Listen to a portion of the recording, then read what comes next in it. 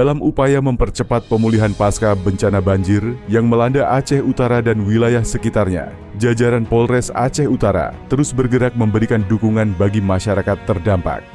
Pada Sabtu, 6 Desember, tim yang dipimpin Wakapolres Aceh Utara, Kompol Iksan Pradita, meninjau sejumlah posko pengungsian yang tersebar di Kecamatan Langkahan, Tanah Jambu Aye, dan Baktia. Di setiap lokasi yang dikunjungi, Polres Aceh Utara menyerahkan bantuan makanan siap saji, obat-obatan, serta kebutuhan mendesak lainnya bagi para pengungsi.